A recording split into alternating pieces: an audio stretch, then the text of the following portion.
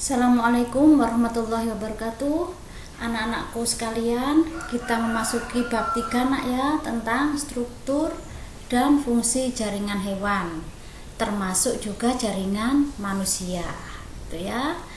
Apa saja nak yang akan kita pelajari nanti? Coba kita lihat pada bagian kompetensi dasarnya.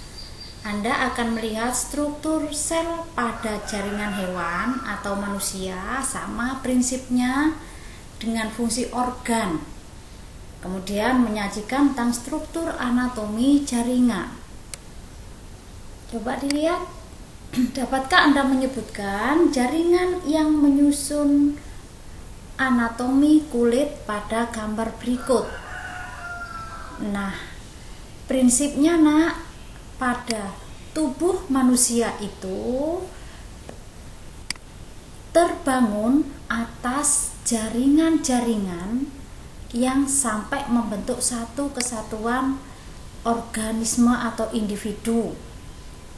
Kita terbangun atas berbagai macam organ.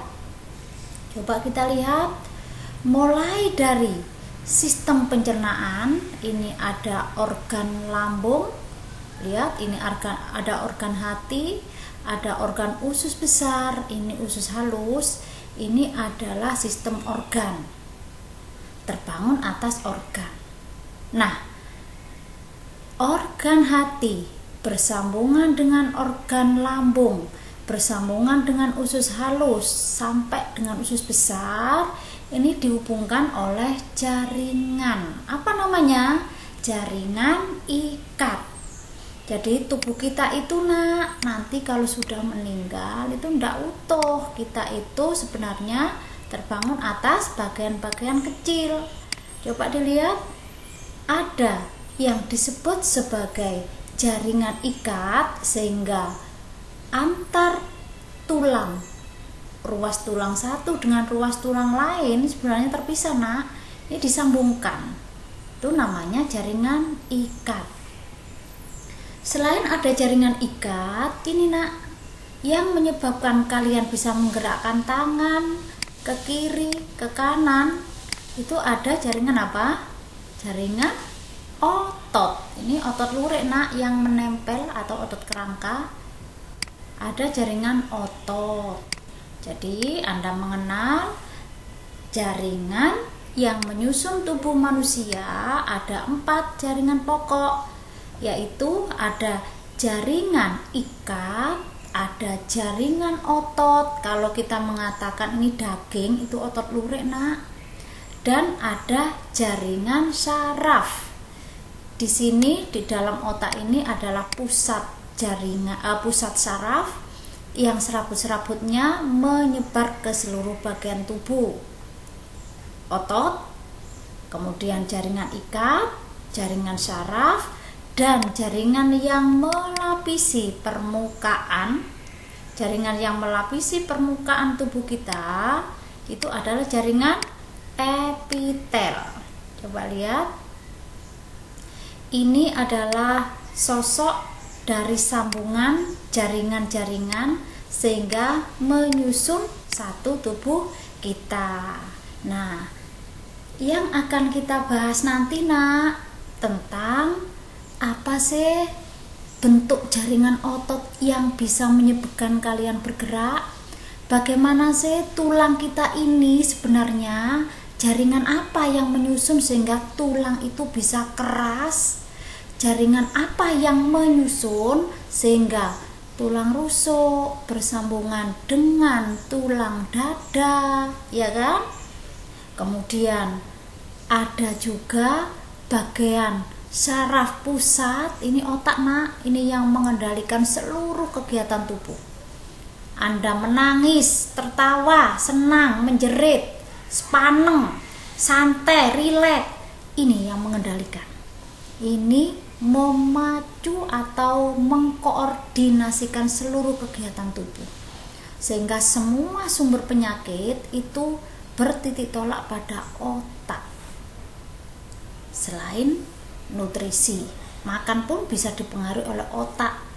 Kalau kita stres, maka seharusnya kita lapar tapi tidak lapar.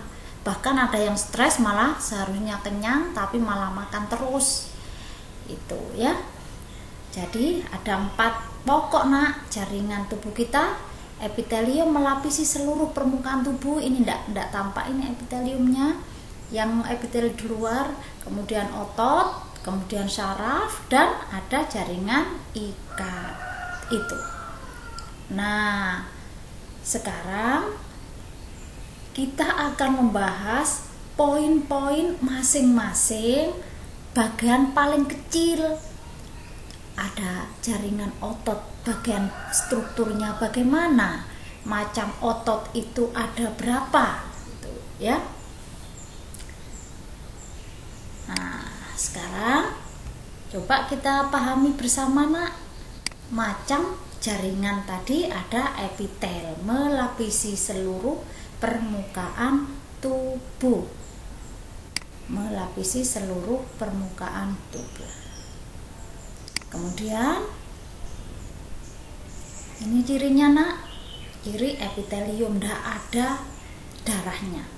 Jadi kalau Anda mengelupas bagian kulit Anda ketika Anda nyuci atau bersisik kulitnya putih warnanya tipis, itu adalah epitelium. Nah, epitelium juga ada yang berfungsi sebagai absorpsi. Apa itu? Absorpsi itu adalah epitelium yang punya peran penting dalam penyerapan sari makanan. Coba kita lihat tadi ya. Nah, di dalam dinding usus itu ada jaringan epitelium yang berfungsi sebagai absorpsi atau penyerapan sari makanan. Di dalam pembuluh darah, ini pembuluh darah nak, ada pembuluh darah vena, arteri. Di dalam pembuluh darah itu penuh dengan cairan darah yang di dalamnya ada eritrosit, ada trombosit, ada leukosit, itu atau sel darah merah, eritrosit, trombosit keping darah, kemudian ada sel darah putih, leukosit. Ini semuanya nak, semuanya ada pembuluh darah. Aliran darah inilah yang mensuplai nutrisi ke dalam tubuh dengan cara ditransportasikan. Sehingga epitelium ada yang berperan sebagai absorpsi, penyerapan di dinding usus halus, ada yang berperan sebagai transportasi, yaitu yang berada di dalam pembuluh darah, ada yang berperan untuk memfagosit atau memakan kuman, karena di dalam darah ada sel darah putih. Itu.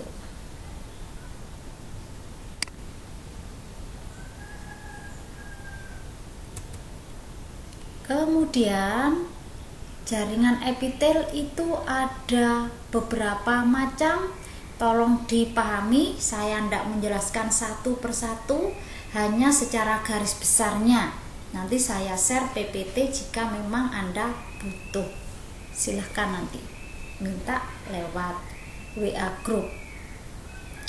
Secara umum nak, coba lihat secara umum dulu, nanti dipahami letak masing-masing epitelium. Epitelium pipih ada 2, pipih selapis dan pipih berlapis banyak. Pipih berlapis banyak ini di permukaan kulit, pipih selapis ada di lapisan parietal kapsul Bowman, di dalam ginjal itu, di dalam alveolus paru-paru. Alveolus itu kantung-kantung udara di paru-paru. Dia ada epitel pipih selapis, epitel pipih banyak lapis. Kemudian ada epitel kubus selapis dan kubus banyak lapis. 4 macam epitel sudah Anda kenal bentuknya. Sambil diperhatikan nak tempatnya. Lanjut, Yang kelima, ada epitel berbentuk silindris atau berbentuk kubus atau batang. Ada silindris bersilia, ada rambut-rambut getar. Di mana? Di daerah mana yang Anda sering bersin kalau ada kotoran?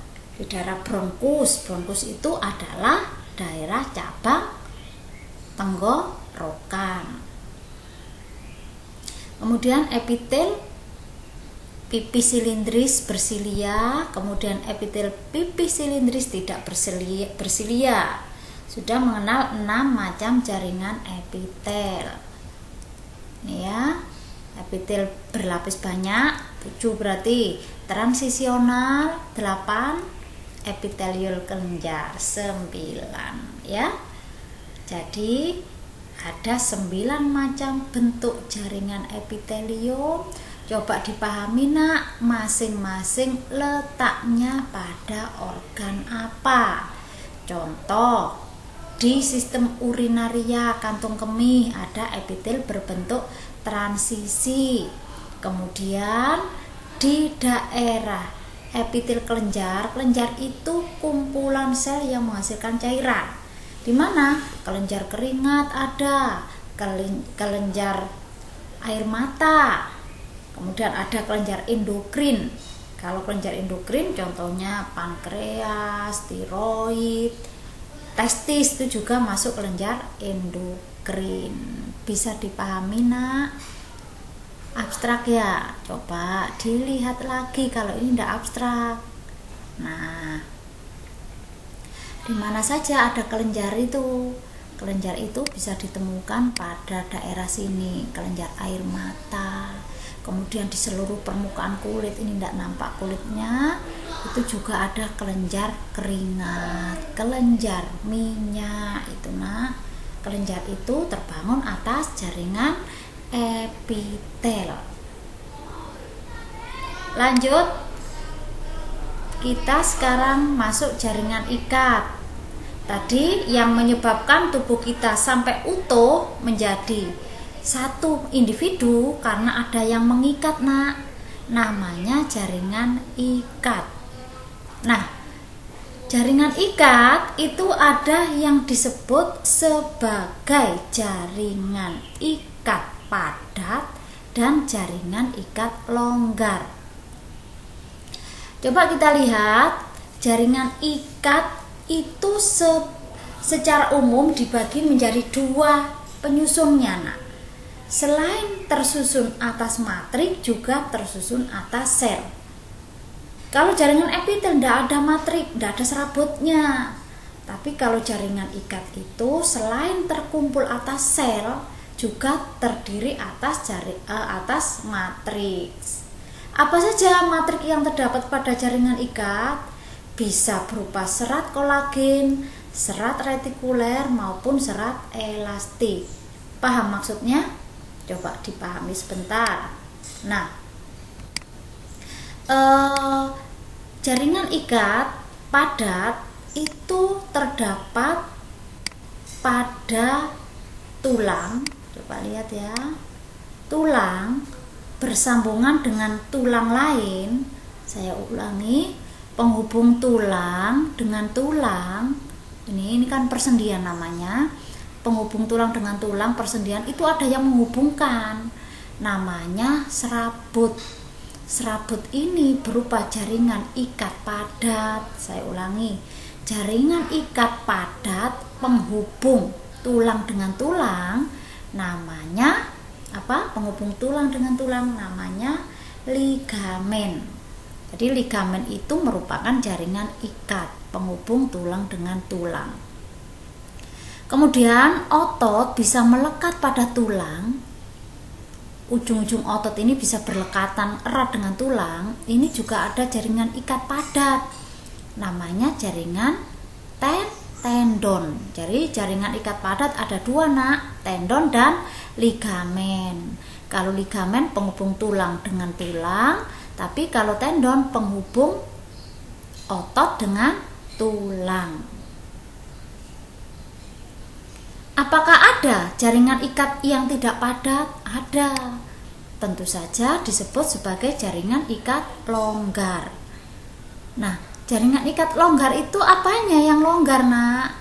Sel-selnya tersusun longgar, serabutnya sedikit. Jadi yang menyebabkan jaringan itu tampak padat atau longgar adalah seratnya ini. Jadi serat yang padat, kalau sampean makan daging ayam atau daging sapi, kalau melekat erat pada tulangnya atau pada tendonnya melekat erat, itu karena apa? Kalau diamati di mikroskop, itu ternyata serabutnya sangat padat, kuat sekali, sangat padat dan kuat.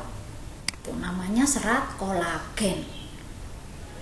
Ada serat yang tidak padat, namanya serat elastin. Contohnya pada telinga Anda.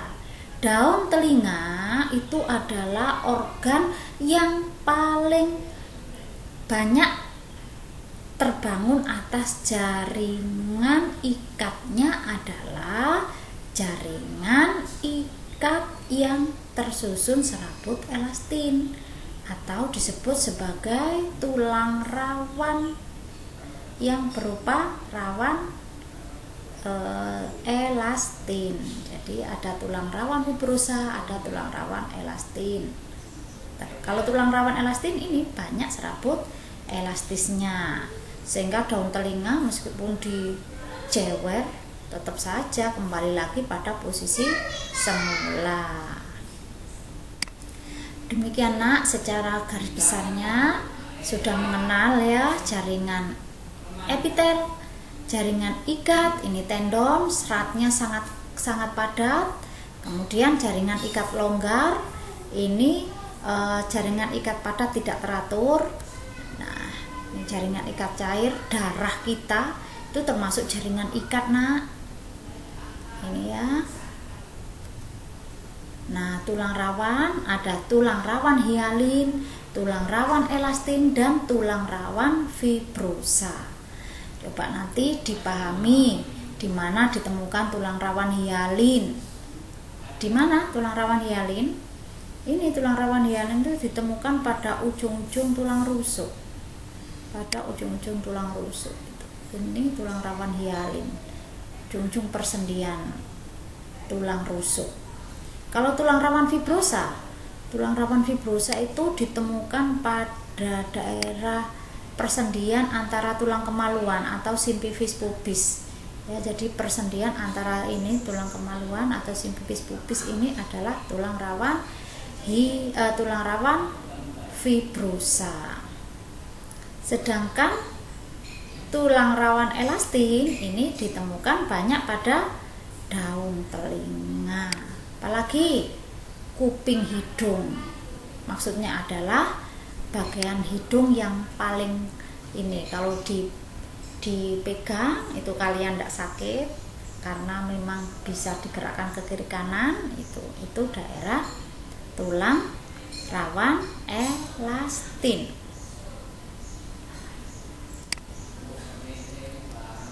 Ini bentuk dari serabut-serabut tulang rawan. Bu, kok kelihatan itu di mana? Itu diamati di mikroskop, Nak. Jadi bagian organ kita diambil sedikit terus diamati di mikroskop, tampak seperti itu. Nah, yang ini adalah tulang keras. Tulang keras itu terbangun atas sel-sel osteosit. Coba dipahami, Nak, masing-masing sel penyusun tulang keras. Ada apa saja sel-sel penyusun tulang keras? Ada yang disebut ini, Nak, yang kecil-kecil ini adalah osteosit. Coba lihat, setiap osteosit ini berada dalam lingkaran-lingkaran. Ini disebut sebagai sistem Haves. Di antara ini ada yang serabut-serabut atau rambut-rambut. Ini disebut sebagai kanalikuli atau penghubung osteosit satu dengan osteosit yang lain. Ini tulang kalau diamati di mikroskop dan secara garis besarnya seperti itu. Meskipun tampak seperti ini tulang, tapi kalau diamati yang menyebabkan tulang kita kokoh adalah adanya sel-sel tulang, karena tulang jaringan ini kumpulan dari sel. Cukup itu saja nak. Jaringan otot tolong dipahami sendiri. Ada 3 macam: otot polos, otot lurik, dan otot jantung. Terima kasih anakku. Minta tolong dipelajari nak. Saya tidak bisa menyampaikan dengan sangat terurai seperti di kelas, karena terbentur dengan waktu yang biasanya 4 jam, sekarang di kurikulum pandemik dirampingkan menjadi 2 jam dalam 1 minggu. Tetap belajar, tetap semangat, jangan ada kata putus asa, apalagi jenuh dan bosan dengan pembelajaran. Terima kasih nak, belajar dan belajar. Wassalamualaikum warahmatullahi wabarakatuh.